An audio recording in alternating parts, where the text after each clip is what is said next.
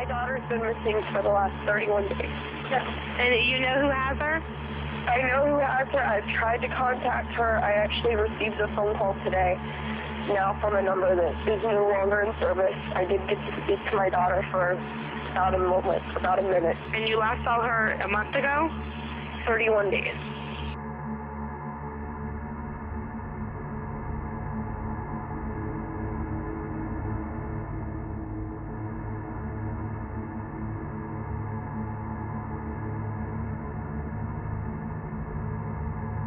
What's your emergency? I called a little bit ago, the deputy sheriff. I found out my granddaughter has been taken. She has been missing for a month.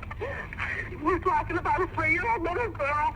My daughter finally admitted that the baby's in the store. I need to find her. Your daughter admitted that the baby is where? But the babysitter took her a month ago. My daughter's been looking for her. I told you my daughter was missing for a month. I just found her today, but I can't find my granddaughter. She just admitted to me that she's been trying to find her herself. There's something wrong. I found my daughter's car today, and it smells like there's been a dead body in the damn car. Okay, what is the 3-year-old's name? CAYLEE. CAYLEE. Anthony. CAYLEE Anthony? Yes. How long has she been missing for? I have not seen her since the 7th of June. Is your daughter there? Yes. Can I speak with her? She's very serious. They want to talk to you. Answer the question.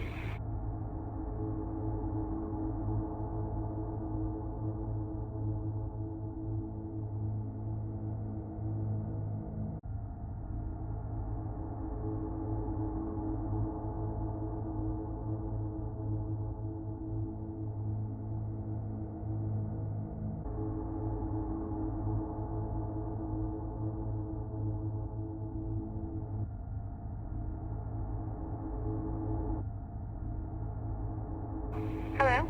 Yes. Can you tell me what's going on a little bit? I'm sorry? Can you tell me a little bit what's going on? My daughter's been missing for the last 31 days. And you know who has her? I know who has her. I've tried to contact her. I actually received a phone call today, now from a number that is no longer in service. I did get to speak to my daughter for about a minute. Who has her? Do you have a name? Her name is Zenaida Fernandez Gonzalez. Who is that? Babysitter? She's been my nanny for about 1.5 years, almost 2 years. Why are you calling now? Why didn't you call 31 days ago? I've been looking for her and have gone through other resources to try to find her, which was stupid. I think the officers are here. The officers are there? Yes. Ammettendo anche che quello che dice Casey sia vero. Durante la chiamata si distingue chiaramente che l'urgenza e l'allarme della nonna sono opposti alla calma e quasi al fastidio di Casey, che invece appare fredda e distaccata. Right now is July 16, 2008. The time right now is 04:11 hours. I'm Detective Mellish with the Orange County Sheriff's Office. I am with Casey Anthony, is that correct? Yes. Casey, you understand this is being recorded? Yes. You have any objection to that? No. All right. Casey, I got called here in reference to a missing child. You took Casey to babysitter's house? Yes. And who was this babysitter? Her name is Zenaida Fernandez Gonzalez. How long had you known Zenaida? Almost 4 years. It'll be 4 years Christmas this year. Yeah. Zenaida Fernandez Gonzalez, nominata per la seconda volta anche davanti al detective, in realtà non è mai esistita. Non è mai stata la tata di Casey e non l'ha mai conosciuta. I nonni sapevano che la nipote fosse con questa presunta tata e nonostante le numerose richieste alla figlia, non sono mai riusciti in quei 31 giorni a parlare con la nipote, troppo impegnata a Tampa per lavoro sua madre. I sospetti dei nonni diventano disperazione nel momento in cui ritirano l'auto parcheggiata lì da un mese, impregnata di un fortissimo odore proveniente dal bagagliaio dell'auto. Con quale mezzo la figlia Casey è andata al lavoro in tutto quel tempo? And where did you meet her? Who did you meet her through? A mutual friend, his name is Jeffrey Michael Hopkins. I met him at Nickelodeon at Universal, and I met her through him. She was his son's nanny at the time. Does Jeffrey still work at Universal? No, he does not. How long has it been since he left? About 9-10 months, give or take. He moved up to North Carolina for a short time, and moved down to Jacksonville within the last 3 months. When was the last time you spoke with him? About a week and a half ago. Do you know a telephone number for him? I can find a number for him. I don't know a number offhand. No, I do not. So you met Zenaida through Jeffrey Hopkins. I did. And Yes. his son Zach Hopkins, I guess. Zenaida used to watch over Zach? Yes. And when did she start watching over your child? It's been within the last year and a half, 2 years that she started watching CAYLEE. How would you normally drop off, or how would you normally do the exchange with your child and Zenaida? Would you drop the child off? Would she meet you somewhere? I would usually drop her off. For a few months, we would go over to Jeff's house. He lived over in Avalon Park. And you would go to Jeff's house why? To drop off CAYLEE. That's where Zenaida would go to watch both of the kids. Did you ever work at Universal Studios? I did. When did you work at Universal Studios? Approximately 2002. How long did you work there for? 1 year. Did you ever work there at the same time that Casey Anthony worked? I don't think so. You don't recall ever seeing her there? Never. Did you ever introduce Casey Anthony to a woman by the name of Zenaida Gonzalez? I did not. Did you ever use Zenaida Gonzalez as a nanny? No, sir. Do you have any children? No, sir. Have you lived in the Orlando area consistently since 2002? Yes, sir. Have you ever lived in Jacksonville? No, sir. Have you ever lived in North Carolina? No, sir. Did you see Casey Anthony in the month of June of 2008? No, sir.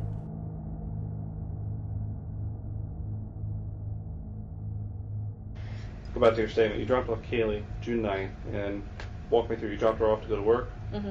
Okay. Get off of work and go from there. I got off of work, left Universal, driving back to pick up CAYLEE like a normal day, and I show up to the apartment, knock on the door, nobody answers. So I call Zenaida's cell phone, and it's out of service. I didn't really want to come home. I wasn't sure what I'd say about not knowing where CAYLEE was. Still hoping that I would get a call or, find out that CAYLEE was coming back so that I could go get her. And I ended up going to my boyfriend Anthony's house, who lives in Sutton Place. And you talked to anyone about CAYLEE, about your incident with CAYLEE? Or the fact Outside that of she's missing? A couple people, a couple mutual friends. Who did you talk to about it? I talked to Jeffrey Hopkins. Mm-hmm. I talked to Juliette Lewis. She's one of my coworkers at Universal. She works. You still work at Universal? Yes. What do you do at Universal? I'm an event coordinator. Okay. What is Juliet? What position is she? Where she works? She's also an event coordinator. We work in the same department. You have a number for Juliet? Offhand, I can't think of one. Is she in your SIM card? No, she's not. Some of the more recent numbers, her number just changed because she just moved back up north. She, within the last 2 months, has finished moving up to New York. She's subleasing her apartment. So Juliet doesn't work at Universal anymore? No, she does not.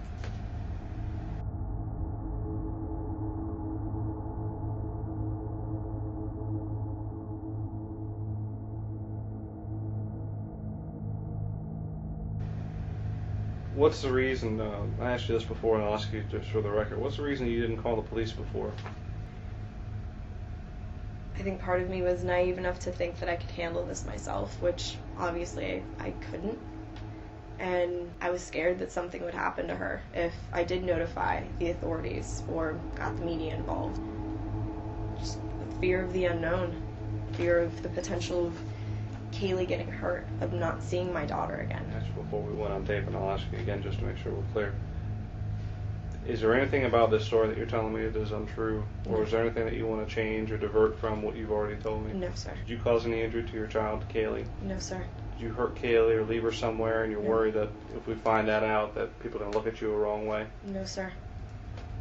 And you're telling me that Zenaida took your child without your permission and hasn't She's returned her? the last person that I've seen with my daughter, yes. Is she Puerto Rican? Is she Dominican? Is she white? She's mixed. She's black and Puerto Rican. Is there any underlying cause to why Zenaida would have taken your child? Nothing that, Did she ever make any statements to you about... only how much she loves CAYLEE and how great of a kid she is. And when you talked to Jeffrey afterwards, I'm assuming that Jeffrey's child is still with him. His child is still with him. You said Zenaida had family up in New England, up in New York or Yes, something? she has family down south. Her mother and her sister Her brother's in New York. She's originally from New York. Pretty much grew up there, moved down here, went to the University of Florida.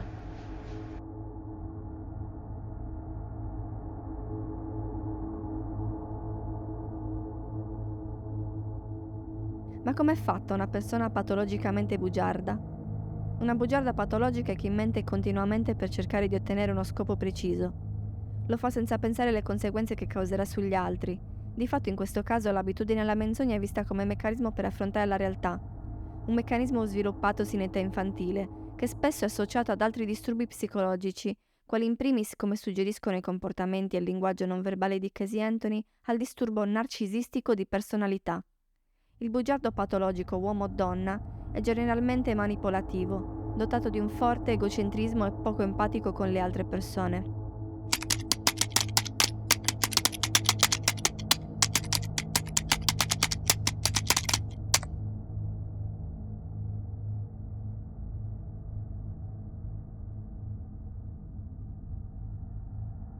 Quando aveva 18 anni, smise di andare a scuola a metà anno per stare in giro con il suo ragazzo più grande di lei.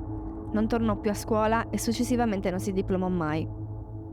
Diventarono sospettosi quando in numerose occasioni, ogni volta che Casey dava ai genitori scuse stravaganti sul perché non la vedessero studiare, alle quali veniva dato il beneficio del dubbio. Ma solo pochi giorni prima del diploma, i genitori vennero informati dalla scuola che la figlia non si sarebbe potuta diplomare per le troppe assenze.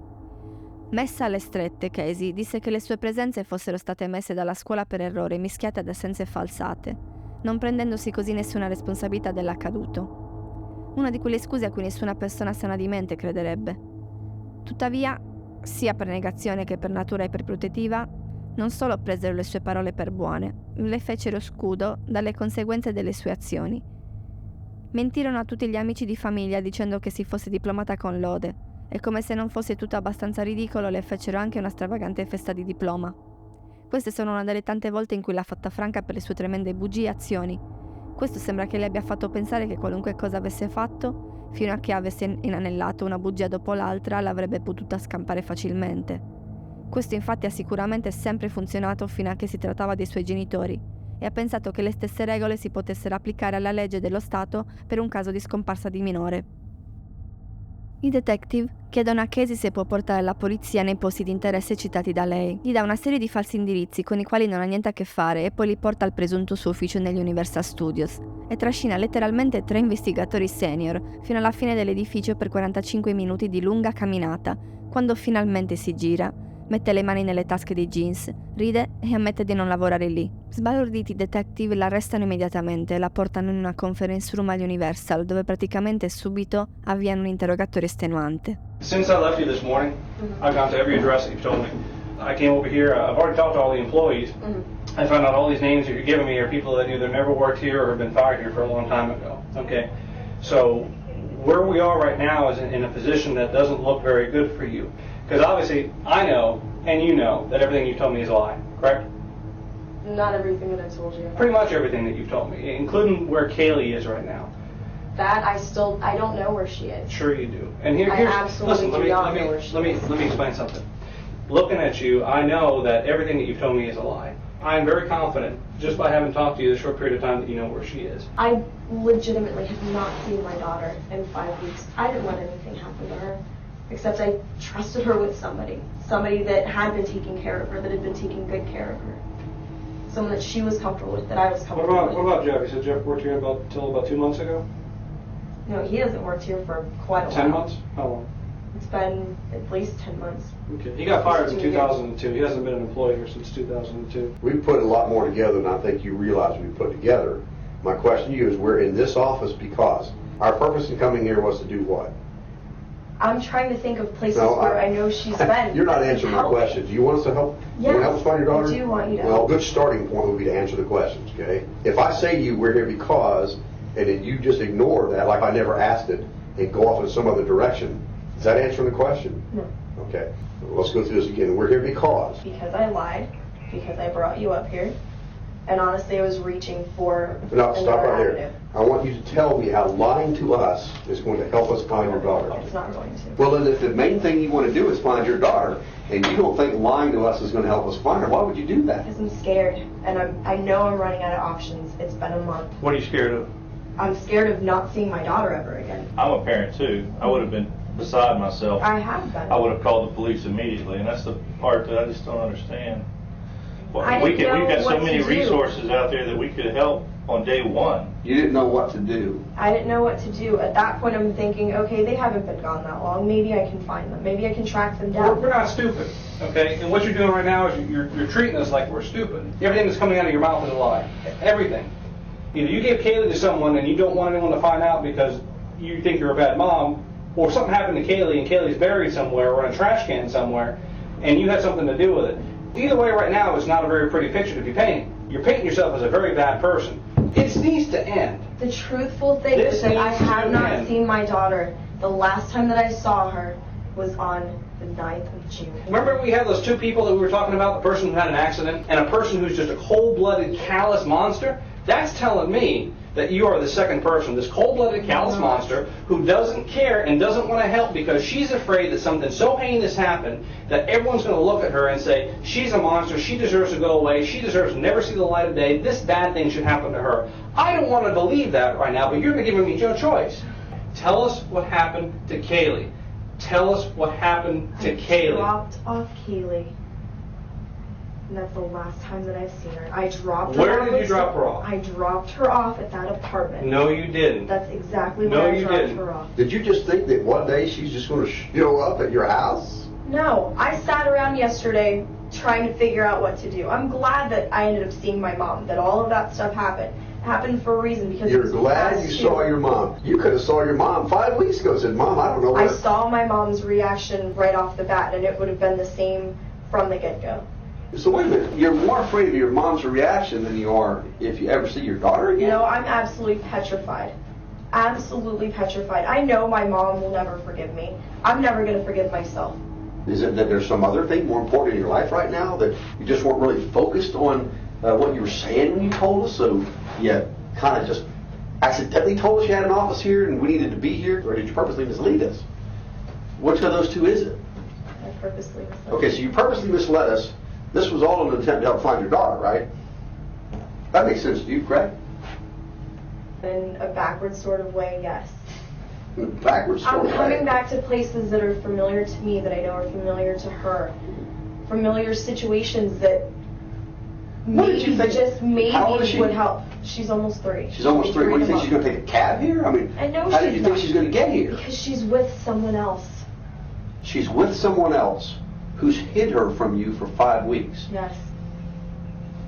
Why would a person who has hid your daughter from you for 5 weeks, okay, bring her to the building that you used to work at?